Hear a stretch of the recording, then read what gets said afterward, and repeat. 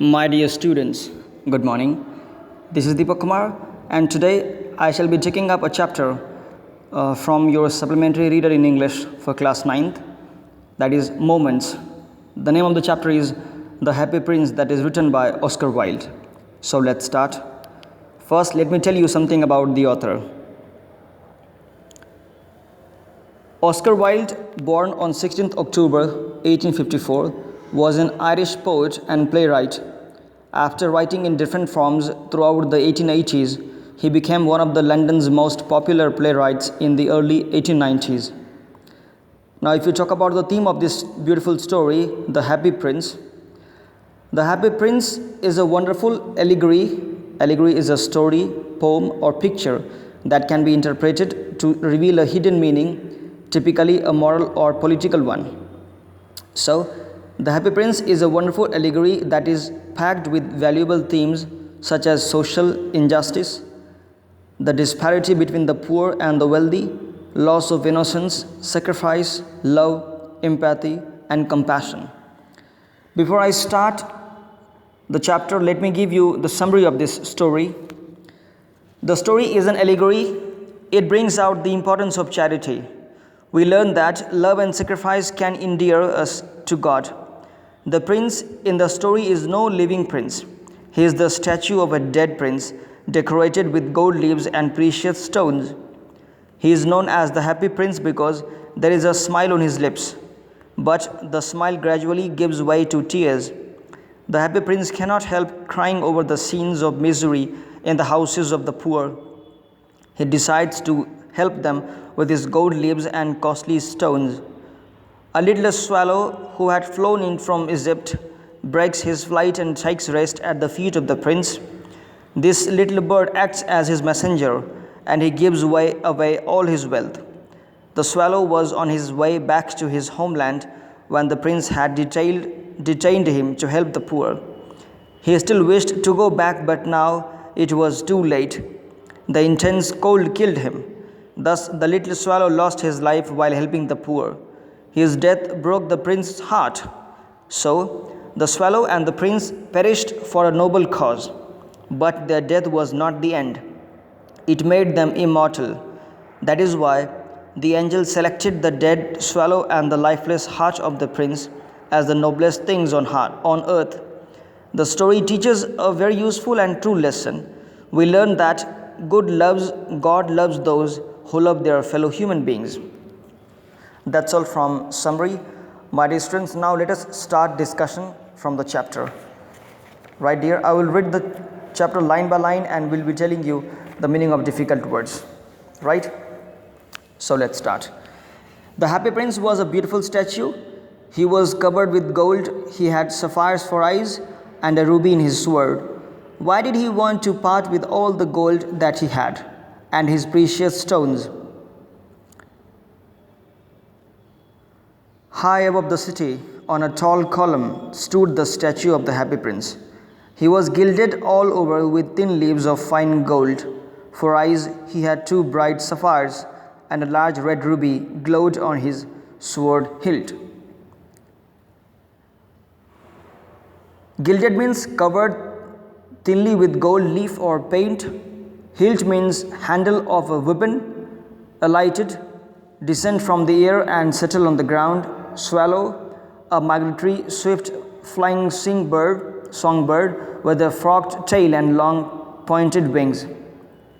Right, dear? So one night there flew over the city a little swallow. His friends had gone away to Egypt 6 weeks before, but he had stayed behind. Then he decided to go to Egypt too. All day long he flew, and at night time he arrived at the city. "Where shall I put up?" he said. "I hope the town has made preparations." Then he saw the statue on the tall column. "I will put up there," he cried. "It is a fine position with plenty of fresh air."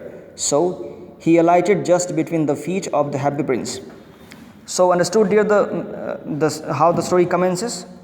A swallow who was migrating from that place, and he was trying to find a place where he could hide himself. He could stay for the night, and he observed the tall statue of the prince.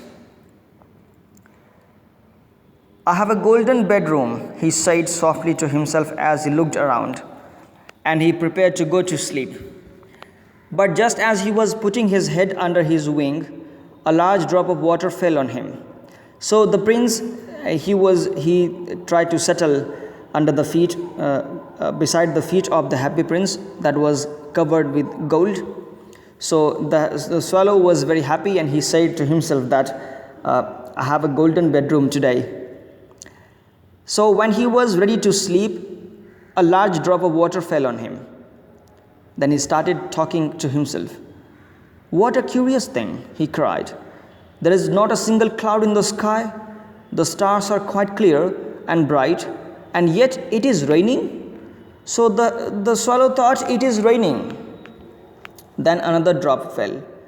What is the use of a statue if it cannot keep the rain off? He said.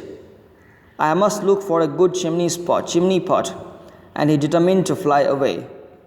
But before he had opened his wings, a third drop fell, and he looked up and saw, what did he see?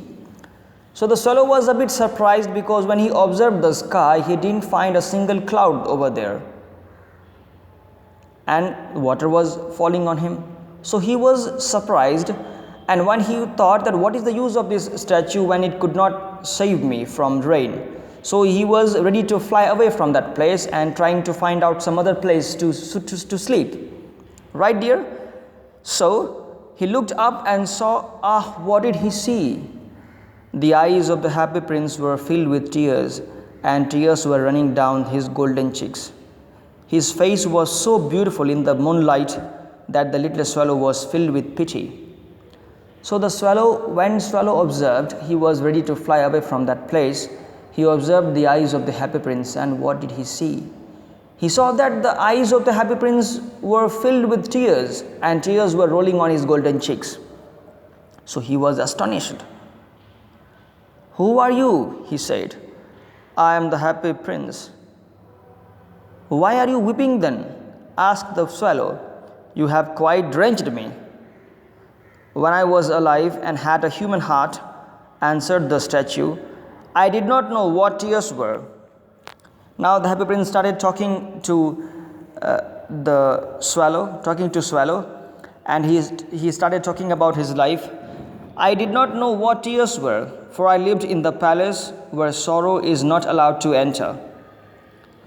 My courtiers called me the happy prince, and happy indeed I was. So I lived, and so I died. And now that I am dead, they have set me up here so high that I can see the ugliness and all the misery of my city. And though my heart is made of lead, yet I cannot choose but weep. What? Is he not solid gold? Said the swallow to himself. He was too polite to make any personal remarks. Far away, continued the statue in a low musical voice. Far away in a little street, there is a poor house. One of the windows is open, and through it I can see a woman seated at a table. Her face is thin and worn, and she has coarse, red hands, all pricked by the needle, for she is a seamstress. She is embroidering flowers on a satin gown for the loveliest of the queen's maids of honor, to wear at the next court ball. In a bed in the corner of the room, her little boy is lying ill. He has a fever and is asking his mother to give him oranges. His mother who has nothing to give him but river water. So he is crying, Swallow, swallow, little swallow, will you not bring her the ruby out of my sword hilt? My feet are fastened to this pedestal, and I cannot move. My dear, let me tell you the meaning of some difficult words on page number 29. Drenched, thoroughly wet, soaked, polite, well-mannered, gracious, courteous, seamstress, a tailor, a person who earns money by stitching, pedestal, a base on which a statue is mounted. Okay, dear? Now,